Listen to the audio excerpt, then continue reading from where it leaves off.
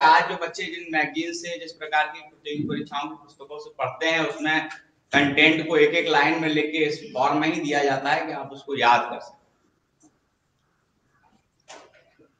ऐसे में इतिहास जैसे ये विषय ऐसा रहा है कि जब आप छोटी कक्षाओं में भी पढ़ रहे होते हैं, 9-10 या उसके पहले भी, तो ये एक बोरिंग सब्जेक्ट में इसकी गिनती होती रहती है।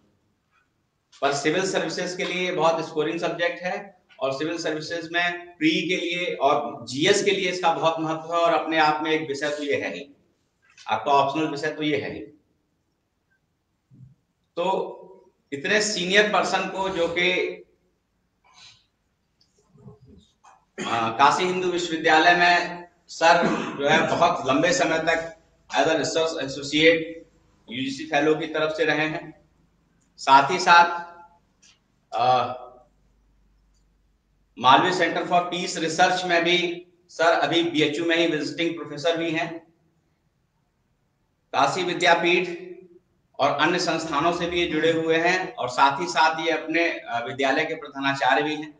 लेकिन इन सबसे बढ़ के अगर हम कहें डॉक्टर मोहम्मद आरिफ सर के बारे में, तो ये सिर्फ एक अध्यापक कहलाना पसंद करते हैं, और सबसे ज्यादा ये छात्रों के बीच रहना पसंद करते हैं। संस्थान का और हमारे छात्रों का सौभाग्य है कि सर आपसे उन्हें कुछ सीखने का मौका मिलेगा। सर आपका स्वागत है संस्थान में। सर कंटिन्यू करेंगे। Thank you sir. आज पहले दिन आप लोगों के बीच में आके मुझे भी अच्छा लग रहा है, और आप लोगों का स्वागत है कि आप सुनहरे भविष्य की ओर बढ़ रहे हैं, और ये सेंटर यहाँ से आपको एक बेहतरीन, एक अच्छे पथ की ओर अवसर दे, यही मेरी शुभकामना है। और यही आपसे उम्मीद करते हैं कि इस तरह से हम लोग अपने भविष्य को यहाँ से संवारेंगे, यहाँ से निकलेंगे, अपने समाज का, परिवार का और देश का नाम रोशन करेंगे। यही शुभकामनाओं के साथ आज हम लोग इतिहास के एक महत्वपूर्ण टॉपिक पर बात करेंगे, या आप हमारे भारत देश के एक महत्वपूर्ण क्रांति पर चर्चा करने की कोशिश करेंगे। पहला क्लास है। हम आज 1857 की क्रांति के पीछे, उस विद्रोह के पीछे कारण क्या थे, इन पर बात करने की कोशिश करेंगे। एक लंबी लड़ाई के बाद हमें आजादी मिली, हम स्वतंत्र हुए, हमारा देश लोकतांत्रिक प्रक्रिया में आगे बढ़ा, और एक राष्ट्र के रूप में हम मजबूत हुए। पर इन सब के पीछे एक लंबा इतिहास है, एक लंबा संघर्ष है, और वो संघर्ष 1857 की क्रांति में उभर कर हमारे सामने आता है, और वो हमें कई बार हम उसे पहला स्वतंत्रता संग्राम भी कहते हैं, और वो एक टर्निंग पॉइंट है हमारे देश के इतिहास के लिए। तो आज हम लोग कोशिश करेंगे कि उस पर बातचीत करें, उसको जानने की कोशिश करें कि 1857 में अंग्रेजी साम्राज्य के विरुद्ध, जिस अंग्रेजी साम्राज्य का सूर्य अस्त नहीं होता था, उसके विरुद्ध भारत में इतना सशक्त विद्रोह कैसे हो गया, इसके पीछे के वो कारण क्या थे। अंग्रेजी साम्राज्य बहुत सशक्त था, उसने हमारे यहाँ छोटे छोटे जो देशी राज्य थे, हमारी अपनी व्यवस्था थी, उनकी कमजोरियों का लाभ उठाते हुए, फायदा उठाते हुए उसने यहाँ पर उनकी स्वतंत्रता को समाप्त कर दिया था। उनके साम्राज्य पर अधिकार कर लिया था, उनके साम्राज्य को, या हमारे जो देशी रियासतें थी उनकी जिम्मेदारियों को बढ़ा दिया था, टैक्स वो लेता था, और राज्य करने की जिम्मेदारी लोकल जो स्टेट थे, हमारे प्रमुख थे, उनके ऊपर थी। तो ये ऐसे तमाम चीजें थी जिन चीजों की वजह से विद्रोह की ज्वाला जो है लोगों के दिल में धड़क रही थी, और वो एक ऐसा मौका 1857 की क्रांति के समय है। तो हम उन महत्वपूर्ण बिंदुओं पर आज चर्चा करेंगे कि कौन महत्वपूर्ण बिंदु थे। कंपनी राज्य के समय भारत में गवर्नर जनरल हुआ करते थे, और हम में से ज्यादातर लोगों को ये पता है कि कंपनी जो है वो कंपनी भारत के भारतीयों के साथ, भारतीय राज्यों के साथ दुर्व्यवहार करती थी। हमारे जो विशेषाधिकार थे उसको हनन उसने किया था, और अपने व्यापार को बढ़ावा देने के लिए उसने नए नए कानून यहाँ लागू किए थे। उसी में से एक था हड़प नीति। जिसे आप कहते हैं डॉक्ट्रिन ऑफ लैंड, जो बहुत इंपॉर्टेंट कारण है। लॉर्ड डलहौजी, ऐसा नहीं है कि लॉर्ड डलहौजी के पहले ये कानून नहीं था, ये वो कानून है जिसके जरिए जिस देसी राजा के पास कोई उसका डायरेक्ट उत्तराधिकारी नहीं होता था तो उसे उसका राज्य जो है अंग्रेजी राज्य में, ब्रिटिश राज्य में, कंपनी राज्य में, ईस्ट इंडिया कंपनी के राज्य में मिला दिया जाता था। ये कानून पहले भी था, लेकिन इसके पहले किसी भी गवर्नर जनरल ने इसको बहुत मजबूती से लागू करने की कोशिश नहीं की थी। इसीलिए हम इसे डलहौजी की हड़प नीति के नाम से जानते हैं कि डलहौजी की हड़प नीति ने भी क्रांति की ज्वाला को या देसी रियासतों में जनता में जो है विद्रोह की भावना को, आक्रोश की भावना को जन्म दिया। हड़प नीति क्या थी? मैंने आपको बताया कि जिस तरह से अगर किसी देसी राजा के बाद मतलब उत्तराधिकार के जो नियम थे, पिता के बाद पुत्र, पुत्र के बाद पुत्र, इस तरह के जो नियम थे, उस नियमों में गोद लेने की प्रथा भारत में सामान्य है। हमारे यहाँ गोद लेने की प्रथा भारत में सामान्य है और ये प्रथा राजाओं के पास भी थी, देसी रियासतों के पास थी। और जब वो गोद लेने की कोशिश करते थे तो ब्रिटिश कानून के मुताबिक, लॉर्ड डलहौजी के हड़प नीति के मुताबिक उन्हें इस तरह का अधिकार नहीं था। ये उनके आंतरिक मामलों में, हमारे आंतरिक मामलों में हस्तक्षेप था। और इसके पीछे की मंशा क्या थी कि किसी तरह से वो राज्य ब्रिटिश राज्य में, कंपनी के राज्य में मिला लिया जाए। और ये एक बड़ा आक्रोश का कारण बना। उसने सतारा, संबलपुर, ऐसे अनेक राज्यों पर जो है पहले उसने कब्जा कर लिया, उसने दिखा के।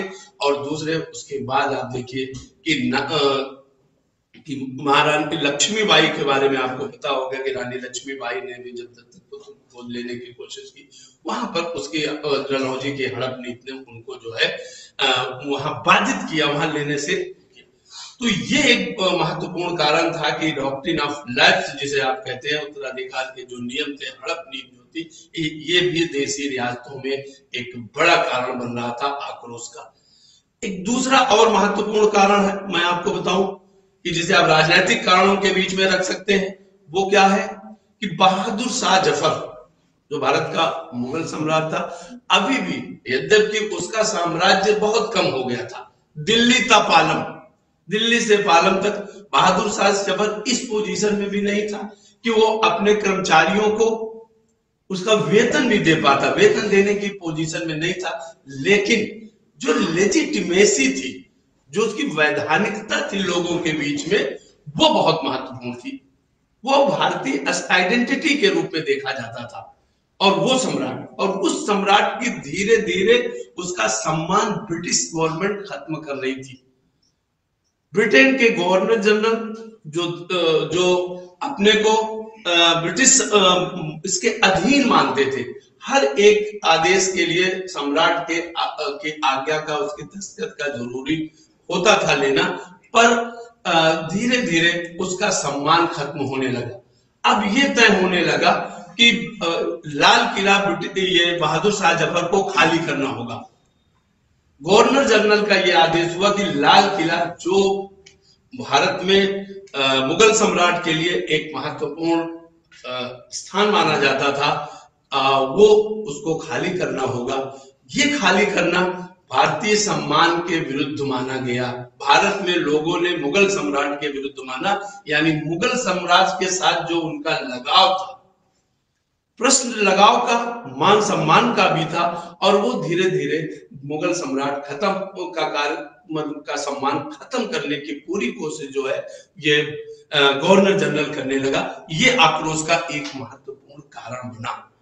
अब ये तय कर रही थी ब्रिटिश सरकार, ईस्ट इंडिया कंपनी, की बहादुर शाह जफर को लाल किला खाली करके उसकी जगह उसको एक छोटा सा एक मकान दे दिया जाए और उसकी पेंशन जो है निश्चित कर दी जाए। बहादुर शाह जफर को उत्तराधिकार, उसके बड़े बेटे को उत्तराधिकार बनाने का जो है जिम्मेदारी बहादुर शाह की थी।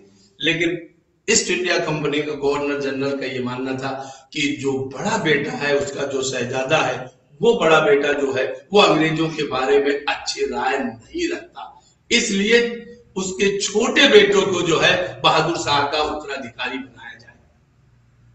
ये प्रश्न हमारी आइडेंटिटी का भी था, सिस्टम का भी था और मुगल सम्राट के अस्तित्व का भी था। तो ये हुआ कि उसको जो है पेंशन दे दी जाएगी, वो मुगल साम्राज्य का उत्तराधिकारी होगा, छोटा बेटा, और उसे अब सम्राट नहीं कहा जाएगा। अब वो सम्राट नहीं होगा, जिसके दरबार में एक दरबारी की हैसियत से ये अंग्रेज खड़े होते थे, गवर्नर जनरल खड़े होते थे, वो अब अंग्रेजों का एक पेंशनर बन के रह जाएगा, लाल किला खाली कर देगा, सम्राट की उपाधि उससे ले ली जाएगी और उसे शहजादा की उपाधि दी जाएगी, वो प्रिंस बन के रहेगा, अब भारत का सम्राट नहीं होगा। और जो अंग्रेज किसी तरह के कानून लागू करने के लिए कि व्यवस्था के लिए वो मुगल सम्राट से का फरमान लेना जरूरी समझते थे, उसका आदेश लेना जरूरी समझते थे, अब वो आदेश की जरूरत नहीं होगी, वो स्वतंत्र होंगे और मुगल सम्राट उनका एक पेंशनर होगा। ये चीजें जो निकल कर आ रही थी, ये जो आम आदमी को इन सब चीजों के बारे में पता चल रहा था, तो आम आदमी इन चीजों से जो है निराश था, आक्रोशित था, निराश के साथ साथ आक्रोशित था कि मुगल सम्राट का जो सम्मान है उस सम्मान को वो अपने सम्मान के साथ देखता था। उन परिस्थितियों में वो समझता था कि मुगल सम्राट हमारी आइडेंटिटी है, भारत का वो सम्मान है, इस दृष्टि से देखता था। ये एक बड़ा महत्वपूर्ण कारण था कि हमारी आइडेंटिटी, हमारा जो सम्मान है मुगल सम्राट का, जिससे भारत की अस्मिता जुड़ी हुई है, जो लेजिटिमेट इतना है जन साधारण में, आम आदमियों के बीच में वो इतना लेजिटिमेट था, उसकी वैधानिकता इतनी थी कि इतने कमजोर होते हुए भी बाद में आप देखेंगे कि सैनिकों ने जब विद्रोह किया या जो विद्रोही दिल्ली की तरफ आए, तो इतने कमजोर मुगल सम्राट को ही अपना नेता बनाया, क्योंकि आम आदमी, आम जनता मुगल सम्राट के परचम को, उस झंडे को देखती थी कि मुगल सम्राट हमारा नेतृत्व कर रहा है।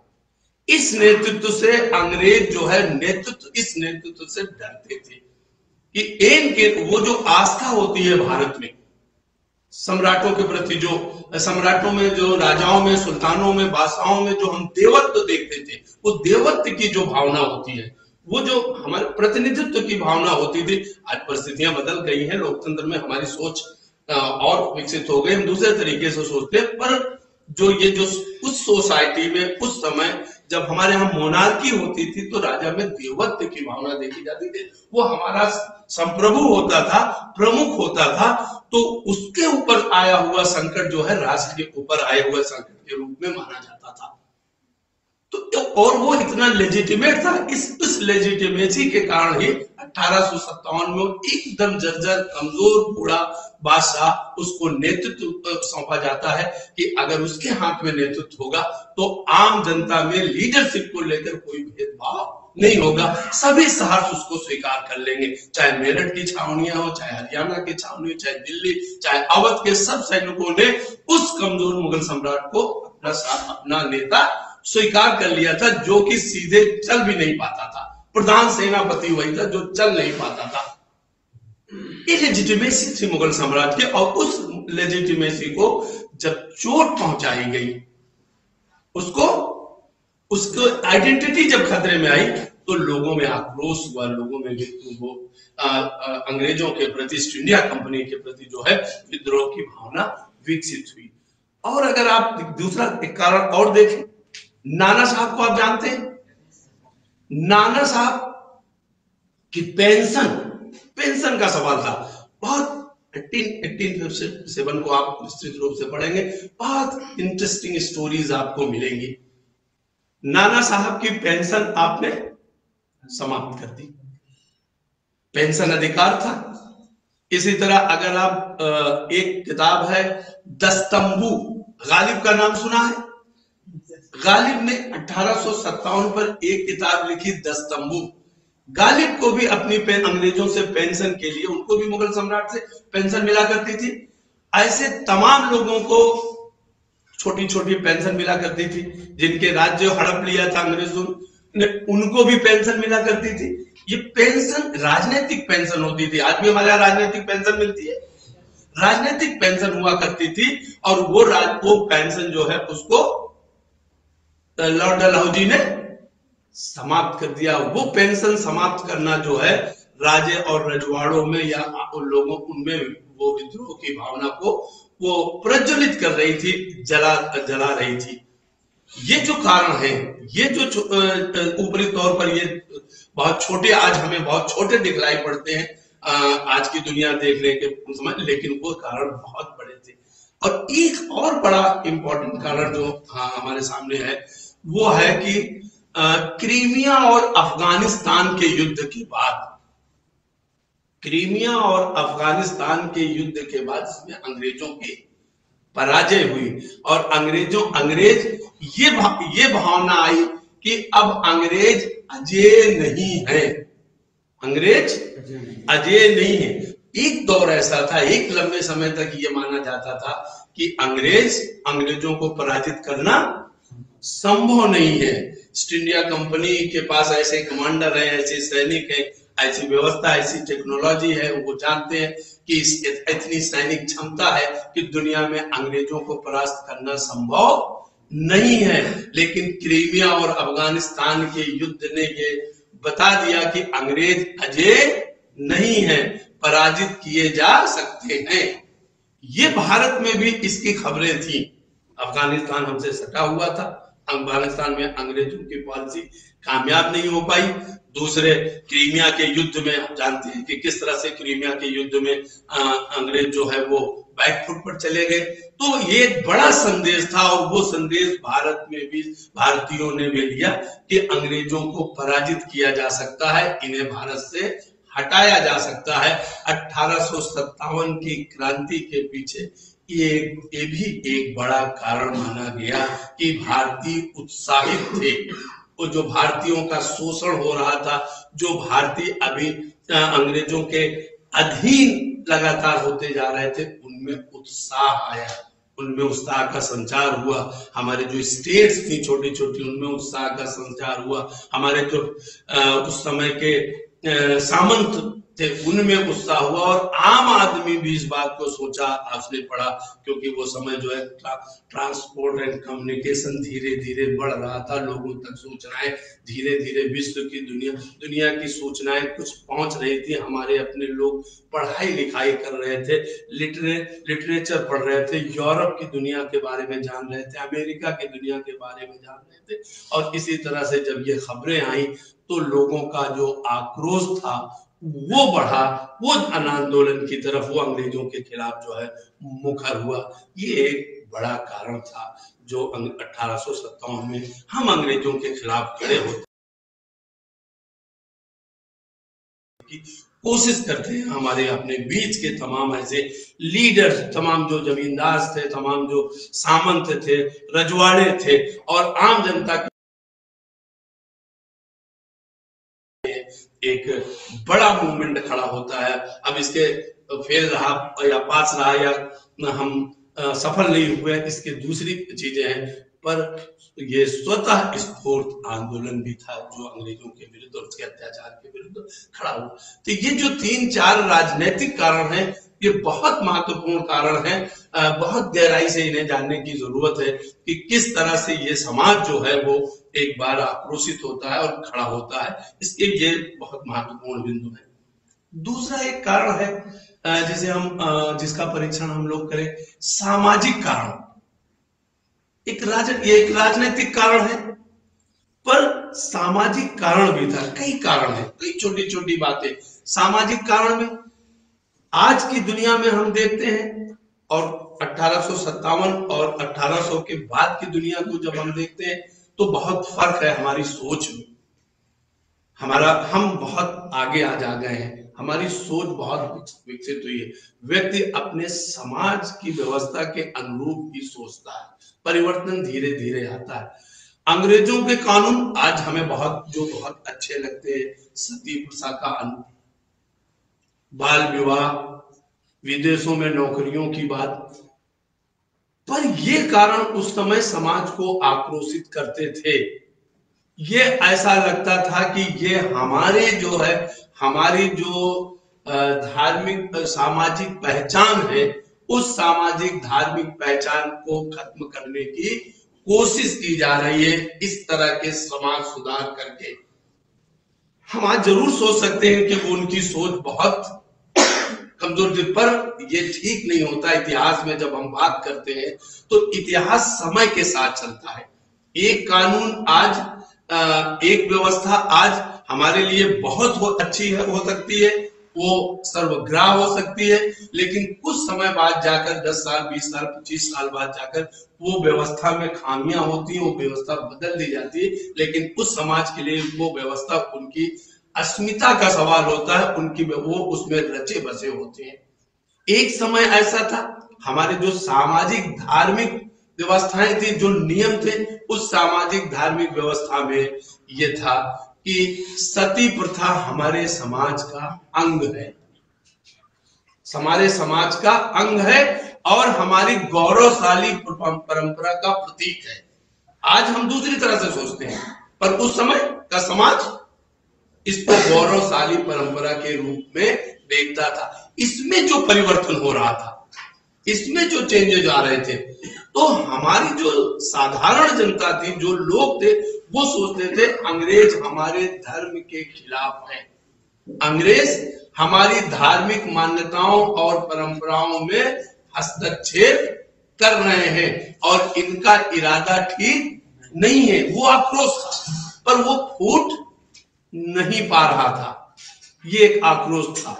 दूसरा एक और आक्रोश निकला, हमारी मान्यताओं के अनुरूप समुद्र पार करना जो है वो हमें धर्म से बहिष्कृत कर देता है, धार्मिक मान्यताओं के अनुरूप ठीक नहीं है। लेकिन ये जो मान्यता थी, ये भी अंग्रेज ब्रेक कर रहे थे। आज अगर हम इसको देखेंगे या वहीं 50 साल बाद अगर इस तथ्य को इवेल्युएट करेंगे, तो हमारे सामने होगा कि तमाम लोग यूरोप गए, वहां से पढ़कर आए, गांधी जी गए, और उसका नतीजा क्या हुआ कि हम आधुनिक हुए, हम मॉडर्न हुए। लेकिन उस सोसाइटी में हम सोसाइटी के अनुरूप अपने कैरेक्टर को, अपनी सोच को बनाते हैं। अब ये मान्यताएं जो उस समय थी, इस मान्यताओं को ये माना गया कि अंग्रेज हमारे सामाजिक और धार्मिक परंपरा के खिलाफ है, हमारी धार्मिक और सामाजिक जो पहचान है, हमारी आइडेंटिटी है, उस आइडेंटिटी को ये खत्म करना चाहते हैं। तो लोगों में आक्रोश पैदा हुआ, लोग अंग्रेजों से दुखी हुए इस बात को लेके। और एक बात वहां अगर आप देखें तो हमें दिखलाई पड़ती है कि जो धर्म को लेकर यूरोप की सोच है, वो धर्म को लेकर हमारी सोच नहीं है। धर्म एक पार्ट है और धर्म हमारी जिंदगी का हमारी जिंदगी में रचा बसा है। धार्मिक मान्यताएं हमारी जिंदगी में रची बसी हैं। यूरोप और भारतीय धर्म और संस्कृति में ये फर्क है।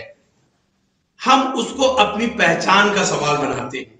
धर्म हमारी जीवन शैली है। हम धर्म मानते, भारतीय धर्म मानते नहीं, धर्म को जीते हैं। मैं उस सोसाइटी की बात कर रहा हूं, और उस सोसाइटी में अगर लड़कियों की शिक्षा की बात की जा रही है तो लग रहा है कि ये हमारी संस्कृति के खिलाफ है। सती प्रथा की बात हो रही है, ये हमारी संस्कृति के खिलाफ है, ये हमारी आइडेंटिटी, दुनिया में हमारी पहचान है। और या हमें विदेश समुद्र क्रॉस करना पड़ रहा है, ये हमारी पहचान के खिलाफ है। और एक और कारण है, ये खबरें आ रही हैं धीरे धीरे कि जो कारतूस हैं उसमें गाय और सुअर की चर्बी लगी हुई है। यही एक कारण हमारे सामने ज्यादातर साधारण तौर पर हम जानते हैं, पर ये जो छोटे छोटे कारण हैं और जो महत्वपूर्ण है, इन कारणों पर हमारा ध्यान नहीं जाता। पर ये कारण भी कि चर्बी लगी हुई है। और हमारे यहाँ 2 तरह के सैनिक होते थे, हिंदू और मुसलमान।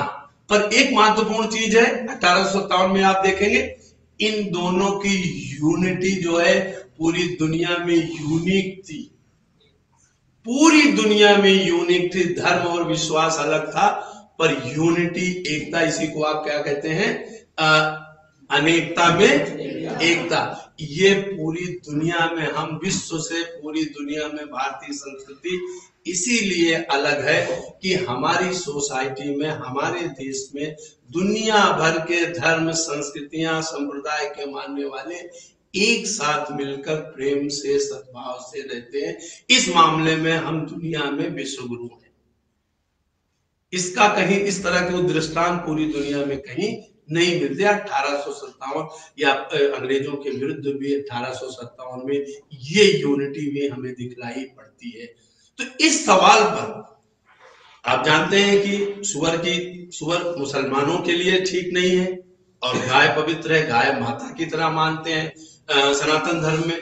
तो दोनों जो फौज में भर्ती थे उसमें गाय और सुअर की चर्बी मिले हुए कारतूस की जब सूचना मिली तो सैनिकों में आक्रोश हुआ। धीरे धीरे ये सूचनाएं चारों तरफ फैल रही थी, जा रही थी ये सूचनाएं, और उनकी धर्म खतरे में है। अंग्रेज हमारे धार्मिक विश्वास पर चोट कर रहे हैं। ये भावना, ये जनाक्रोश बहुत बड़ा था लोगों में।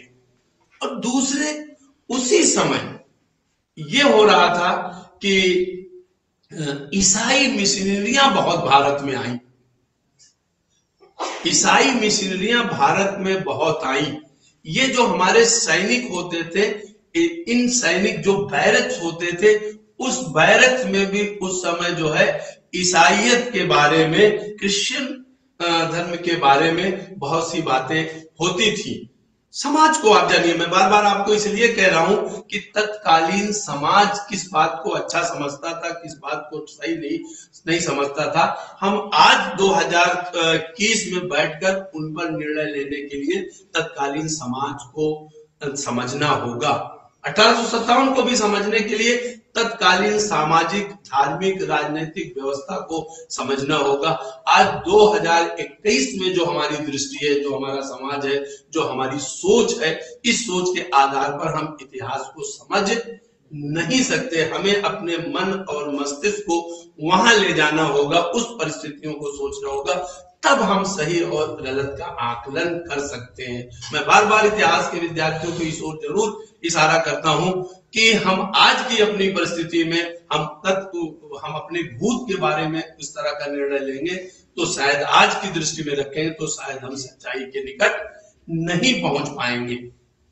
ईसाई मिशनरियों, हो सकता है उनके उद्देश्य अच्छे भी हो सकते हैं, पर हमारी जो सिचुएशन थी, भारतीयों की जो सिचुएशन थी, वो अपने धर्म के प्रति जिस तरह से प्रेम करते थे, तो इस तरह का प्रचार प्रसार करना, और कई ऐसे रेफरेंसेस हमारे पास हैं कि कई ऐसे कमांडर्स हैं जो इस तरह की बात वहां करते थे, इस तरह की बात सैनिक बैरकों में करते थे।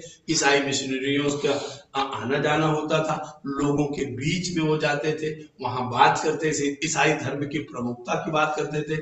भारतीय जो इस्लाम और हिंदुइज्म है, इस्लाम और सनातन धर्म है, इसकी खिल्ली उड़ाते थे। कई बार पावर में होते थे, सत्ता और क्या कहते हैं, संसाधन जो है हमेशा आदमी को मद कि वो अहंकारी बना देता है। तो ऐसी स्थिति में भारतीयों को लगने लगा कि उनकी सत्ता ही नहीं बल्कि उनका धर्म भी खतरे में है, उनका समाज भी खतरे में है, और ये अंग्रेज न उन्हें उनका देशी राज्य रहने देंगे, न ये उनका धर्म सुरक्षित रहने देंगे, न ये समाज सुरक्षित रहने देंगे, और न उनके बीच की यूनिटी को जो है ये सुरक्षित रहने देंगे।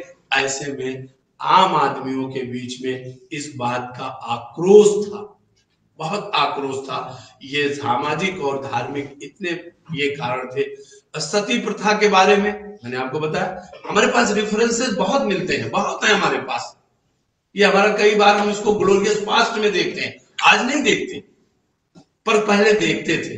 तो ये जो कारण थे, बाल विवाह हमारे यहाँ आम प्रचलन में था, अभी भी कई दृष्टांत मिल जाते हैं, लेकिन एक समय हमारे समाज का ये महत्वपूर्ण अंग होता था। अभी भी कम पढ़े लिखे लोगों की सोसाइटी में मिलते हैं कि नहीं मिलते?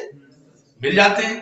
तो ये हमारी पहचान होती थी, सामाजिक पहचान, धार्मिक पहचान, और उस सामाजिक और धार्मिक पहचान पर धीरे धीरे आम आदमी खतरा महसूस कर रहा था और उसे वो आक्रोशित था। इसीलिए जब 1857 में इस तरह का विद्रोह जब होता है तो आम आदमी उबल पड़ता है।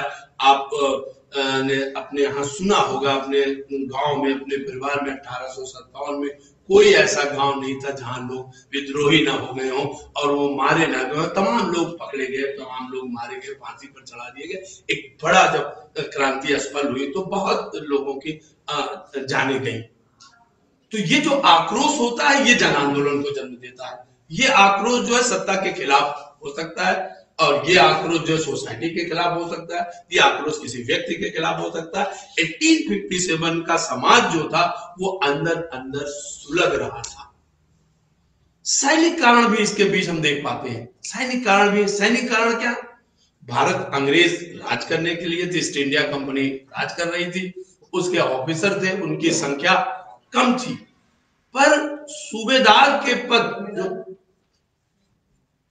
जो तरक्की का सवाल था सैनिकों में, युद्ध भारतीय करते थे, युद्धों में मारे जाते थे, अंग्रेजी साम्राज्य को सुदृढ़ करते थे, पर उन पर अंग्रेजों का विश्वास नहीं था और वो एक लेवल से ऊपर उनकी तरक्की नहीं हो सकती थी। सूबेदार के पद वो प्राप्त नहीं कर सकते थे और उन्हें अंग्रेजों के अधीन रहना पड़ता था, चाहे जितना वीर हो, चाहे अंग्रेजी साम्राज्य, ईस्ट इंडिया कंपनी के साम्राज्य को सुरक्षित करने में उनका चाहे जितना बड़ा योगदान हो। वो सैनिकों में ये आक्रोश था।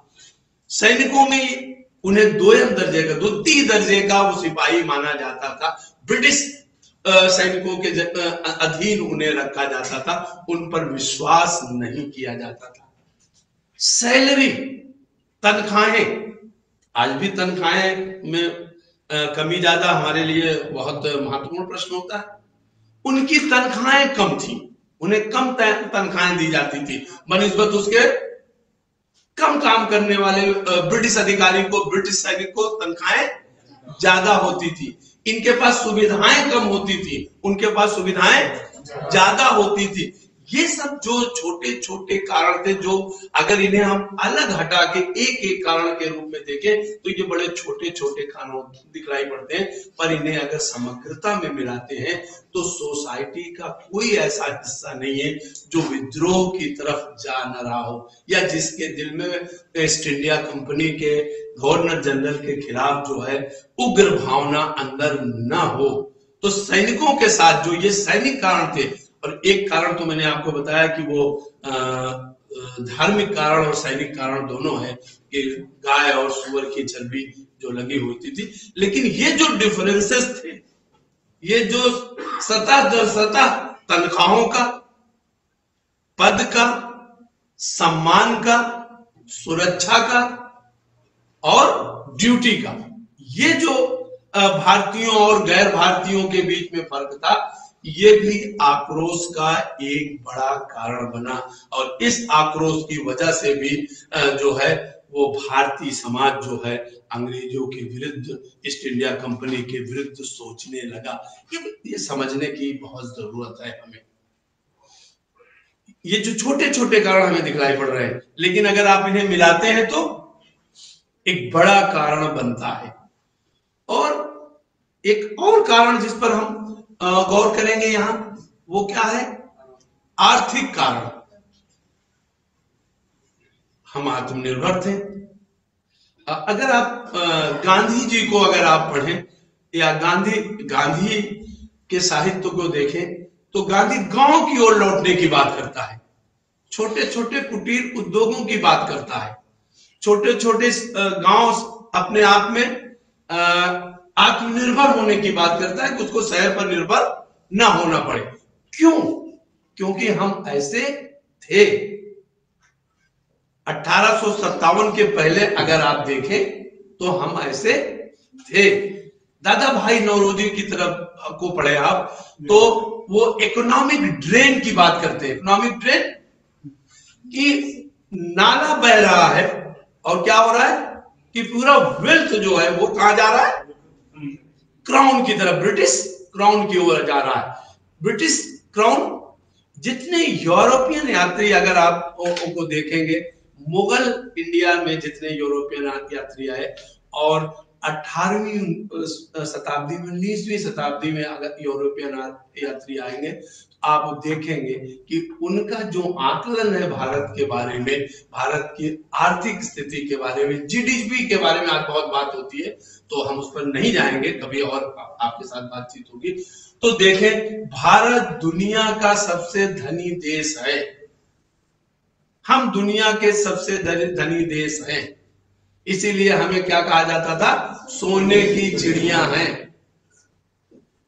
इतना धन हमारे पास था। हमारे यहाँ कोई ऐसा घर नहीं था, आज भी ऐसा घर है कि गरीब भी हो तो 2 ग्राम 5 ग्राम सोना चांदी उसके पास, उसके घर में जरूर मौजूद होगा, आज की तारीख में भी संभवतः। तो हम इतने धनी थे, लेकिन 1857 के पहले एक जो इकोनॉमिक चेंज होती है, जो अर्थव्यवस्था चेंज होने की बात होती है, और ये जो ब्रिटिश यात्री थे, ये यूरोपियन यात्री थे, या ये जो मुस्लिम यात्री आए, इन्होंने साफ साफ कहा, खासतौर पर ब्रिटिश यात्रियों को आप देखें कि आगरा, लाहौर, ढाका, ये जो शहर हैं, ये आत्मनिर्भर हैं, धनी शहर हैं। इनकी आबादी पेरिस और बर्लिन और लंदन से भी ज्यादा है, और ये आत्मनिर्भर शहर है, ये बहुत रिच शहर है। 18वीं शताब्दी के शुरू तक हमारे पास ये रेफरेंसेस हैं बहुत ओपनली कि ये शहर बहुत रिच है। ढाका दुनिया का सूती वस्त्र उद्योग का सबसे बड़ा केंद्र था। उसे मैनचेस्टर कहा जाता था, और मैनचेस्टर कब कहा जाता था? जब इंग्लैंड में इंडस्ट्रियल रिवॉल्यूशन हो गया, इंग्लैंड में बड़ी मिलें हो गई, तब भी उसे जो है बड़ी बड़ी मिलें स्थापित हो गई, वहां पर औद्योगिक क्रांति हो गई। उसके बाद में हमारे यहाँ क्रांतियां नहीं होती थी औद्योगिक इस तरह के, पर हमारे यहाँ समाज चूंकि कृषि प्रधान है, कृषि प्रधान सभ्यता में बदलाव बहुत धीरे धीरे दिखलाई पड़ता है। औद्योगिक प्रधान सभ्यता में बदलाव बहुत तेजी से हो जाता है। बड़े बड़े मॉल, बड़े बड़े बिल्डिंग, बड़े बड़ी सड़कें बन जाती हैं जब उद्योग की तरफ हम बढ़ते हैं। लेकिन इसका यह तात्पर्य नहीं कि कृषि प्रधान व्यवस्था में बदलाव नहीं होता, पर कृषि प्रधान अर्थव्यवस्था में बदलाव बहुत धीमी गति से होता है। बहुत माइन्यूटली ऑब्जर्व करने पर वो दिखलाई पड़ता है, पर होता है। औद्योगिक प्रधान व्यवस्था में तत्काल चमक आ जाती है, बिजली, पानी, बत्ती सब दिखलाई पड़ने लगता है, लेकिन होता है। हम कृषि आधारित व्यवस्था के लोग थे, पर आत्मनिर्भर थे। और यूरोप के ये जो बड़े शहर हैं, यूरोप के यात्री बताते हैं कि इनका वेल्थ, इनकी व्यवस्था, इनकी जनसंख्या, इनकी इकोनॉमी यूरोप के लंदन और फ्रांस और लंदन और पेरिस और बर्लिन इनसे ज्यादा मजबूत थी, ज्यादा अच्छी थी, और यहाँ के लोग इससे ज्यादा खुश थे। ये रेफरेंसेस हैं। और 1856 1850 आते आते या आप समझे 19वीं सदी शुरू होते होते वो क्या ऐसा हो गया कि भारतीय जो है पूरी तरह से जो है यूरोप पर निर्भर रखने, हमारी अर्थव्यवस्था कमजोर होने लगी, और यूरोप की खासतौर पर ब्रिटेन की अर्थव्यवस्था मजबूत होने लगी। पहले हम शुरू में अंग्रेज आए, व्यापार करने आए, हम ज्यादा सामान निर्यात करते थे। हमारे पास जो छोटी छोटी इंडस्ट्रीज थी, उससे जो प्रोडक्ट होता था, कपड़े पड़ते थे। ढाका का मलमल दुनिया भर में मशहूर था। सूती कपड़े के लिए हम दुनिया के सबसे इंपॉर्टेंट लोग हैं। हम निर्यात ज्यादा करते थे। 65-70% और 30% का रेशियो था। 1850 आते आते वो 35 और 70 का रेशियो वाइस वर्सा हो जाता है, बदल जाता है। और ये रेशियो जो है क्यों होता है? क्योंकि भारत में हमारे यहाँ अब जो निर्यात की स्थिति, जो स्मॉल स्केल इंडस्ट्रीज थी, वो धीरे धीरे कम होने लगी।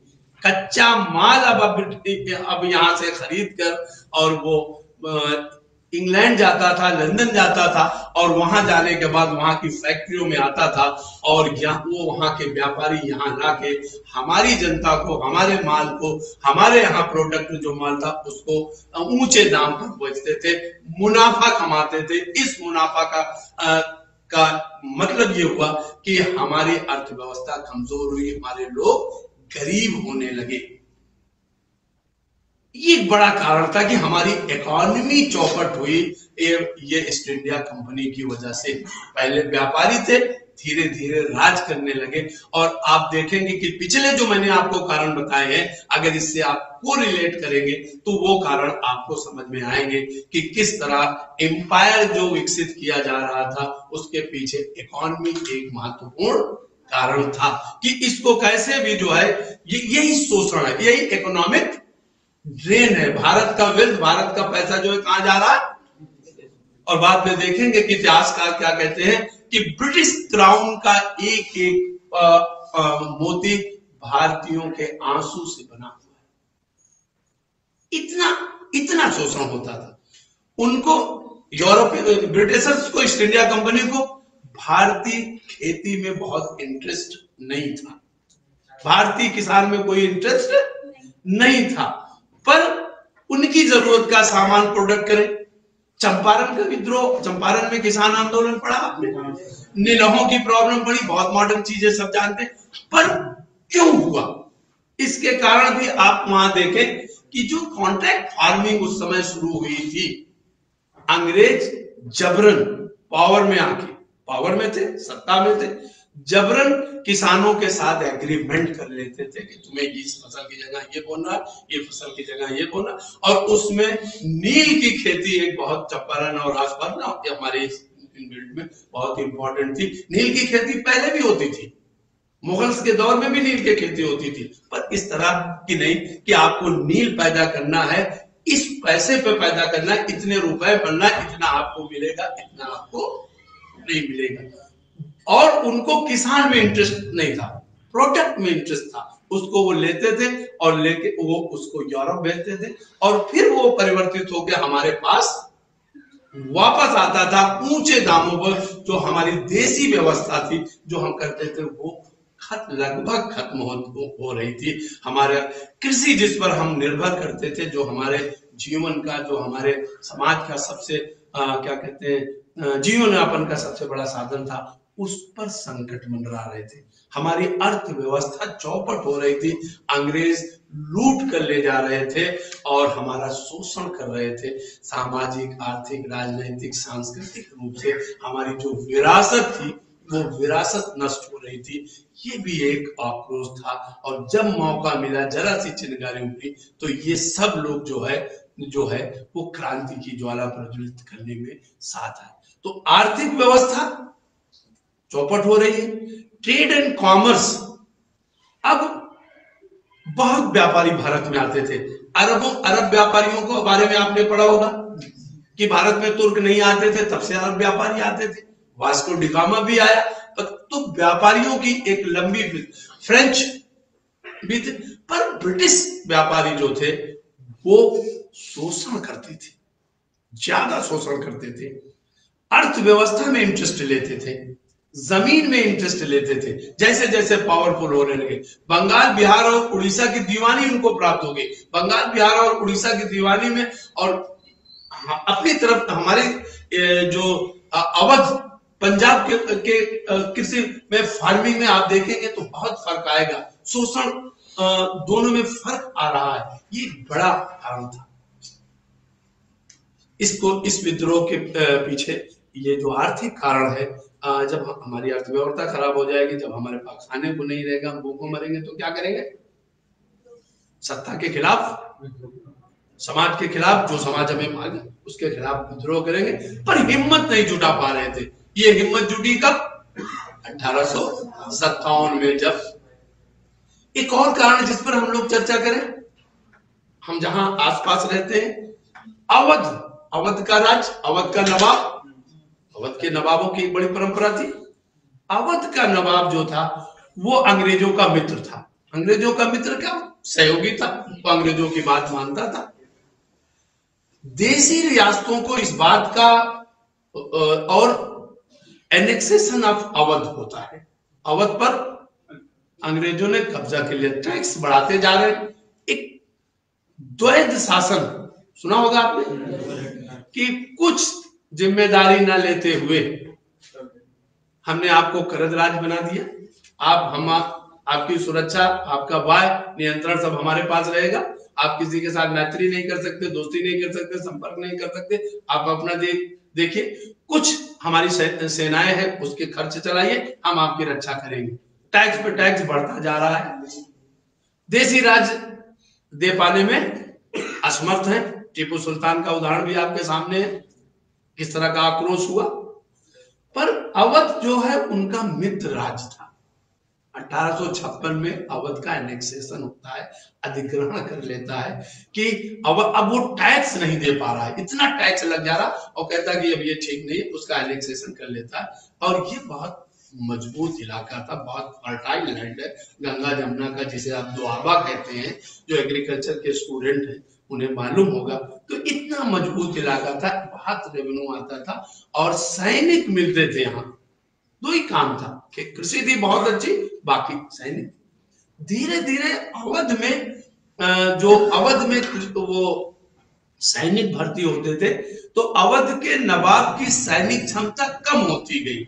बार बार उनसे संधि हो और उनकी क्षमता कि इतने सैनिक घटाइए, इतने सैनिक। तो अवध के नवाब के यहाँ और साथ ही साथ दूसरे जो देसी रियासत थे उनके यहाँ नौकरियां कम होने लगी। अगर नौकरियां कम होंगी, लोग बेरोजगार होंगे, तो कहां जाएंगे? बाहर नौकरी तलाश करने। अगर हमारे बनारस में, हमारे उत्तर प्रदेश में हमारे लिए पूरी नौकरियां हैं, तो हम बिहार पीसीएस या क्या कहते हैं मध्य प्रदेश पीसीएस के लिए शायद नहीं भरेंगे। लेकिन अगर नौकरियां नहीं है तो हम सिक्किम जाते हैं, हम भूटान जाते हैं, हम कहीं भी चले जाते हैं नौकरियों के लिए। यूरोप जा रहे हैं, दुनिया बहुत छोटी हो गई, कहीं जाते। पर नौकरियां अगर होंगी तो हम अपने आसपास बेहतर नौकरी, बेहतर अवसर तलाशेंगे। इन राजे रजवाड़ों के पास नौकरियां थी, पैसा था, रेवेन्यू था, वो धीरे धीरे घटने लगा। जब वो धीरे धीरे घटने लगा तो नौकरियां कम होने लगी अपने आप। एक तरफ से अवसर लोगों के कम हुए, और नौकरियों में ज्यादा नौकरियां क्या थी? सेना में भर्ती होना। पढ़े लिखे लोग कम होते थे, पर हम लड़ना जानते थे, उसकी जरूरत थी। सैनिक सबके पास हो, सैनिकों की भर्ती ज्यादा होती थी। दो तरफ से नुकसान हुआ कि रेवेन्यू अब सरकार के पास कम आने लगा। हमारी जो रियासतें थी और अवध के संदर्भ में भी देखें तो रेवेन्यू कम आने लगा। रेवेन्यू जब कम आने लगा, नौकरियां कम हो गई। अंग्रेजों की तरफ से ही हुआ कि आप इससे ज्यादा सैनिक नहीं रख सकते। मराठों के भी आप देखें, ग्वालियर को भी देखें, सबकी सैनिक क्षमता को निर्धारण कौन कर रहा था? अंग्रेज कर रहे थे। तो वहां नौकरी के अवसर कम हो गए, और अपने यहाँ जो वो नौकरी दे रहा, वो नौकरी का क्या है? उसमें उनके पास वो सम्मान नहीं है, ना पैसा है, तो नौकरियां कम हो गई। तो अवध के जो सैनिक थे ये दूर चले गए, खासतौर पर बंगाल आर्मी में, बंगाल चले गए नौकरी करने, क्योंकि वही जानते थे, वो ज्यादातर वहां चले गए। और जब 1857 की क्रांति होती है, और जब ये सूचना जो है वो बंगाल तक पहुंचती है, उन सैनिकों तक पहुंचती है, वो सैनिक विद्रोह करके अपने घरों की तरफ आते हैं कि स्वराज आएगा। अब क्या होगा?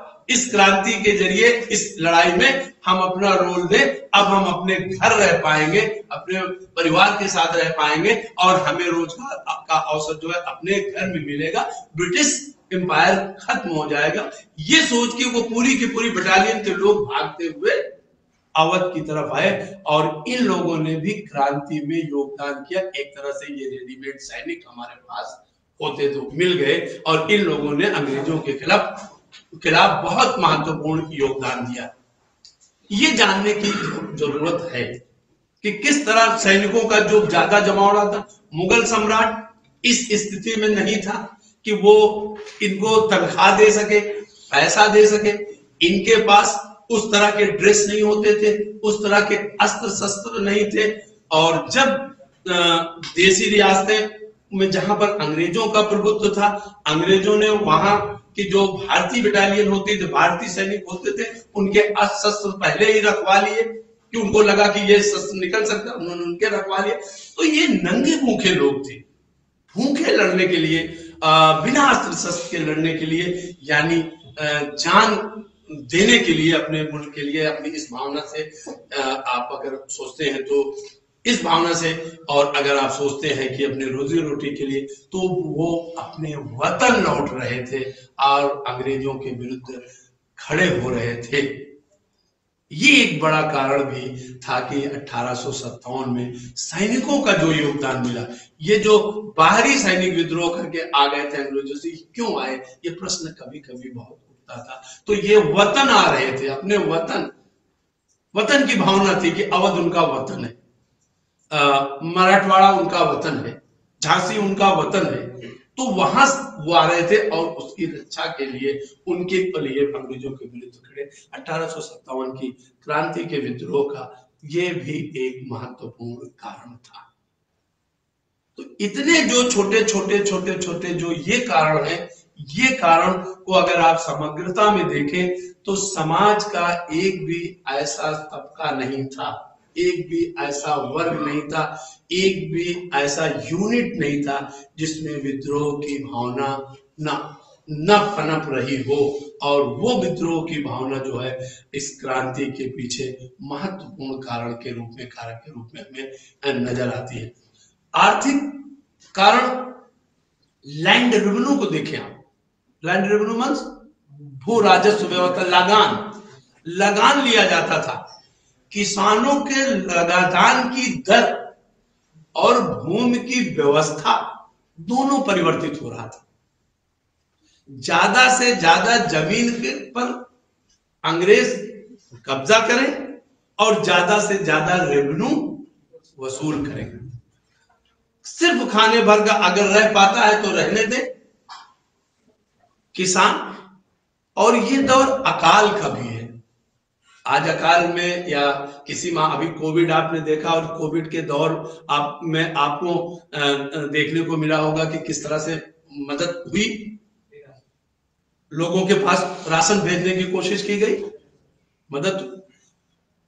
लगातार 18वीं शताब्दी अकाल का, और इन अकाल में बहुत बड़ी आबादी भारत की, बंगाल से लेकर दक्षिण भारत, मराठवाड़ा के बीच की बहुत बड़ी आबादी जो है वो इससे प्रभावित होती है, इससे उस पर असर पड़ता है, पर उन तक मदद नहीं पहुंच पाई, उन्हें मदद करने की बहुत कोशिश नहीं की गई। हमारे परंपरागत सिंचाई के साधन खत्म हो रहे थे, आर्थिक स्थिति खराब हो रही थी। तो ये सब जो आक्रोश था, रेवेन्यू रोज बढ़ा दिया जा रहा है, पैदावार हमारे पास कम है, नई नई व्यवस्थाएं आ रही, हमारी जो पुरातन व्यवस्था थी, जो हमारे सिस्टम थे, वो सिस्टम जो है खत्म कर दिए जा रहे हैं। हम उसके हैबिचुअल थे, हम उस तरह की व्यवस्था के आदी थे। तो जब कुछ नया हो रहा है, और इस नया होने के पीछे सिर्फ राजनीतिक रूप से देखें तो राज्य हड़पने की कोशिश है, सामाजिक रूप से देखें तो जनता को लगता है कि उसकी सामाजिक व्यवस्थाएं छिन्न भिन्न हो रही है, आर्थिक रूप से देखें तो ये समझ में आ रहा है कि अर्थव्यवस्था में अब भारतीयों के लिए सिर्फ इतना काम है कि वो कमाएं, वो मेहनत करें, और उनके मेहनत का जो सरप्लस है उसे अंग्रेज अपने मुल्क ले जाए, अंग्रेजों के हित में किया जाए, और यहाँ पर अंग्रेज बड़ी बड़ी कोठियों में बड़े शानदार ढंग से रहे। ये और पूरी व्यवस्था नष्ट हो रही थी। ऐसे में अंग्रेजों के खिलाफ विद्रोह होना असंभावी था, जरूरी था, ऐसा आम आदमी उस समय सोचता है। और जब विद्रोह हुआ, जब इसकी चिंगारी फैली मेरठ में, तो अब उसमें हम लोग फिर जाएंगे नेक्स्ट क्लास में कि किस तरह का वातावरण था, कैसे पहले फैल गई, और जिसमें ये जो चरबी थी, सैनिक कारण जो थे वो बड़े महत्वपूर्ण हुए। उसकी वजह से लोग अंग्रेजों के खिलाफ घरों से निकल पड़े, जो जैसा था निकल पड़े। मैंने आपको बताया कि सैनिक भूखे लड़ रहे थे, कितने दिन तक भूखे लड़ते, वस्त्र नहीं था, उनकी जब लाशें हैं, उनके जो चित्र हैं, जो उनके पिक्चर्स हैं, आप देखिएगा जो म्यूजियम वगैरह में, तो ऐसे मारे जा रहे हैं क्रांति के समय। पर वो जब तक लड़ सकते थे, बिना तनख्वाहों के लड़ने वाले लोग थे। कई बार इस पर ये होता था कि ये क्रांति जो है राजे रजवाड़ों द्वारा या मुगल सम्राट द्वारा पुनर्प्राप्ति का एक प्रयास है, ऐसा नहीं है। मेरा ये मानना बिल्कुल नहीं है। ये स्वतः स्फूर्त क्रांति हुई। ठीक है, उस समय इस तरह के क्रांति का हमारे पास कोई अनुभव नहीं है, भारतीयों के पास ऐसा कोई बहुत अनुभव नहीं है। लेकिन ये जो क्रांति है, ये क्रांति ये विभिन्न कारणों से स्वतः स्फूर्त हुई है। इसमें ऐसे बड़ी जनसंख्या है, बड़े ऐसे लोग हैं जो स्वयं सेवक हैं, अपने आप आते हैं, जिन्हें तनख्वाह की चिंता नहीं है, जिन्हें अस्त्र शस्त्र की चिंता नहीं है, बस वो निकल पड़ते हैं कि ब्रिटिश सम्राट को खत्म करेंगे और अपने लोग स्थापित होंगे। वो मुगल सम्राट के नेतृत्व में आते हैं, जो मुगल सम्राट जो है वो पालकी के बगैर चल नहीं सकता है। मुगल सम्राट ने इस का नेतृत्व करने से इनकार कर दिया। मेरठ से और आसपास के जो लोग जब सैनिक पहुंचते हैं, उन्होंने मुगल सम्राट से आग्रह किया कि आप हमारे सम्राट हैं, बादशाह हैं, आप इसका नेतृत्व कीजिए। तो मुगल सम्राट ने नेतृत्व करने से इनकार कर दिया। उसने मनाया कि मैं बूढ़ा हो चुका हूं, मैं इस लायक नहीं हूं, पर मैं चाहता हूं कि भारत जो है भारतीयों के पास रहे, हिंदुस्तान भारतीयों के पास रहे, हमारा राज होना चाहिए, अंग्रेजों को जाना चाहिए। आप में से जो कोई योग्य व्यक्ति हो, उस योग्य व्यक्ति को चुन लीजिए। दुनिया के इतिहास में ये पहली बार कोई मोनार्क इसे कहिए, फ्यूडल प्रमुख जो है इस तरह की बात कर रहा है, जंग की बात कर रहा है। नहीं तो ये बाय बर्थ सिस्टम जो है हमारे यहाँ जो है ये राजत्व तो चलता है बाय बर्थ, आपके बाद बेटा, बेटा के बाद पुत्र, लोकतंत्र है, पर वहां बाय बर्थ चलता है। पर वो कहता है कि मैं अशक्त हूं, मेरे पास ताकत नहीं है, मैं नेतृत्व नहीं कर सकता। आप में से कोई ऐसा व्यक्ति हो जो नेतृत्व करे, मुझे स्वीकार है, मैं अपनी तरफ से साथ में हूं और मैं राजे रियासत जो आसपास है सबको भेजता हूं दूर, सब आपको कन्विंस करेंगे और ये यूनिटी हमारी बनेगी। आप नेतृत्व करें। अब हमने बहुत दिन राज कर लिया, हमारे वंशजों ने, अब कोई आप में से नया निकले जो नेतृत्व करे, मैं उसके साथ हूं। पर कारण क्या थे कि लोगों ने उस अशक्त बादशाह को, सम्राट को अपना नेतृत्व प्रदान किया। हम एक इतिहास के विद्यार्थी के नाते जब सोचते हैं, एक रिसर्चर की हैसियत से जब हम सोचते हैं, तो हमारे पास वही जवाब आता है, लेजिटिमेसी।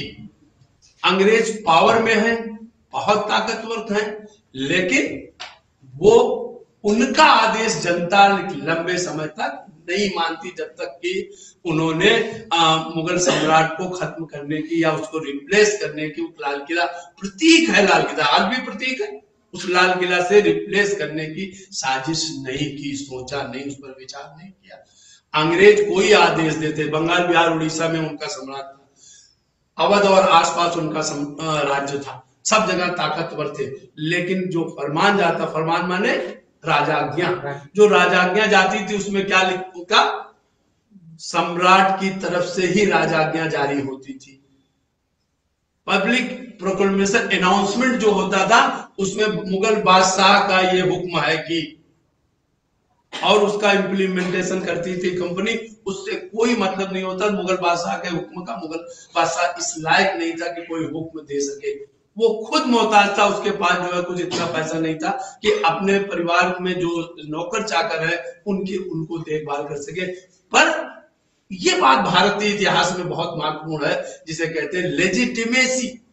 मुगल एम्परर लेजिटिमेट था, वैधानिकता से ऊपर भी, जो कानून के जो विद्यार्थी हैं उन्हें पता होगा, लेजिटिमेट होना, इसके अतिरिक्त सोच नहीं पाते, इतना वैधानिक था। लोगों के हृदय में मुगल सम्राट का आदेश था कि अब अंग्रेज उसके आदेश के नाम पे ही आदेश चलाते थे। कहते थे, मुगल सम्राट ने कहा, जनता रिवोल्ट नहीं करती थी कि हमारे सम्राट का हुक्म है, सम्राट ने आदेश दिया है तो ये रेवेन्यू बढ़ गया, कोई बात नहीं। ये बड़ा कारण था कि इतने विद्रोहियों के, इतने इंपॉर्टेंट विद्रोहियों के होने के बावजूद, रानी लक्ष्मीबाई भी हैं, अजीमुल्ला खां भी हैं, पीर अली भी हैं, कुंवर साहब भी हैं, नाना साहब भी हैं, तात्या टोपे हैं, और पूरा का पूरा ये जो रेवोल्यूशन के जो लीडर है, इनकी मौजूदगी में जो मुगल साम्राज्य से ज्यादा महत्वपूर्ण माने जा सकते हैं, या उनका जोश था वो लड़ सकते हैं, मैदान में उन्होंने लड़ा, मुगल सम्राट तो गया। पर कारण क्या है कि हर आदमी जो है मुगल सम्राट को ही अपना नेतृत्व दे रहा है, क्योंकि वो लेजिटिमेट था। जनता को ये पता चले कि सेनाओं को जो लोग विद्रोह कर रहे हैं कि उनका नेता कौन है, बहादुर शाह जफर है। तो कहीं फूट नहीं है नेतृत्व को लेके कि वो हमारा सम्राट नेतृत्व कर रहा है, ठीक है, दैट्स गुड, निकलते हैं। अगर सम्राट का नेतृत्व नहीं है तो कौन नेता, नेता के प्रश्न पर ये लेजिटिमेसी मुगल एम्पायर पर आज तमाम प्रश्न उठते हैं राजनीति में, पर हम उसको जब 1857 देखते हैं, क्रांति के पीछे एक कमजोर से व्यक्ति के हाथ में जो बागडोर होती है, जो नेतृत्व भी नहीं कर सकता, जो चल फिर भी बहुत मुश्किल से आ रहा, और क्रांति में छिपा हुआ, जब क्रांति असफल होती है तो हुमायूं के मकबरे में निरीह असहाय व्यक्ति जैसा अगर उसका आप चित्र देखें तो आपको मिलेगा कमजोर सा छिपा हुआ एक व्यक्ति पकड़ लिया जाता है, पर जान की भीख नहीं मांगता। आपको पता है कि पकड़े जाने के बाद उसके दूसरे दिन जब उसके हटसन जिसके नेतृत्व में ये पूरा कैंप था, और जब उसके सामने सवेरे बहादुर शाह जफर के सामने जो है नाश्ते का थाल आता है नाश्ता करने के लिए, तो उसमें एक दस्तक ऊपर से एक कपड़ा रखा हुआ है, जब वो हटाता है तो उसके बेटों के कटे हुए सर थे। इमेजिन इट, असक्त बादशाह जो उसके सहारा होते थे, उसके बच्चों के कटे हुए सर नाश्ते में जब वो ऊपर से कपड़ा हटाता है तो कटे हुए सर देखता है। बादशाह कमजोर है पर दुखी नहीं, मायूस नहीं। वो जो लेजिटिमेसी है, लेजिटिमेसी ये बात कहती, वो कहता है कि मुगल शहजादे इसी तरह से अपने पिता के लिए, देश के लिए इसी तरह से सुरखरू होकर आते हैं। सुरखरू लाल, लालू लाल जिसे आप कहते हैं, तो कहते हैं कि मुगल शहजादे जो है अपने पिता के सामने मुल्क के लिए इसी तरह से पेश आते, कोई बात नहीं, और इन्हीं से क्रांति की ज्वाला फैलेगी, अंग्रेज जाएंगे। हमारे आप जैसा साधारण व्यक्ति अगर होता तो क्या, ये कारण लेजिटिमेसी के, ये कारण है उसको नेतृत्व देने के। उस वक्त वो रोता नहीं, उस वक्त वो दुख नहीं व्यक्त करता, पर वो गौरव करता है कि वो बड़ा गर्वान्वित है कि आज उसके बेटे जो है इस तरह से आए मुल्क के लिए अपने। तो ये जो भावना थी, ये जो चीज थी 1857 में, ये दबी हुई थी कमजोर हो जाने की वजह से। हर यूनिट जो है वो आक्रोशित था, और जब एक मौका मिलता है तो उस वक्त ये सब बाहर आते हैं, लड़ते हैं, और ठीक है कि उसका परिणाम जो है वो असफल होती है, क्रांति कामयाब नहीं हो पाती। लेकिन एक बड़ी यूनिटी जो हमें दिखलाई पड़ती है कि अगर नाना साहब हैं तो नाना साहब के साथ उसका सबसे महत्वपूर्ण व्यक्ति उनके साथ कौन है, अजीमुल्ला खान, जिन्होंने नाना साहब के लिए पूरे यूरोप में, इंग्लैंड से लेकर जाके उनके पेंशन के लिए जाके ब्रिटेन तक में उन्होंने अपील की। उनकी चिट्ठियां पूरे पंजाब, हरियाणा और अफगानिस्तान की तरफ गई कि अंग्रेजों के खिलाफ लड़िए। नाना साहब का सबसे मजबूत साथी कौन है, आपने कुंवर अली का नाम सुना, कुंवर अली का सबसे मजबूत साथी कौन है, पीर अली। कुंवर सिंह का सबसे मजबूत साथी पीर अली। रानी लक्ष्मीबाई के साथ सबसे महत्वपूर्ण साथी गुलाम गौस खान, जो उनके तोपखाने के इंचार्ज हैं, जिन पर रानी सबसे ज्यादा विश्वास करती हैं। तो ये जो यूनिटी बनी इस क्रांति के बाद, ये बात अंग्रेजों को ठीक नहीं लगी। महारानी विक्टोरिया का जब दरबार होता 1857 की क्रांति असफल हो जाती है। असफल होने के बाद आप देखिए कि राजा रजवाड़ों पर उनका कार होता है, उनके दोस्त और शत्रु तय किए जाते हैं, और उस दोस्त और शत्रु को अवार्ड और रिवार्ड और उसके बाद तो उनको दंड देने की प्रक्रिया शुरू होती है। और इस प्रक्रिया में एक चीज अंग्रेजों के दिमाग में जरूर गई कि ये जो यूनिटी है यहाँ, हिंदू मुस्लिम बाकी और तमाम यूनिटी जो है, जो धार्मिक रूप से सामाजिक व्यवहार में अलग है, पर एक साथ मिले, ये यूनिटी के लिए सबसे बड़ा खतरा 1857 की क्रांति में के बाद गया।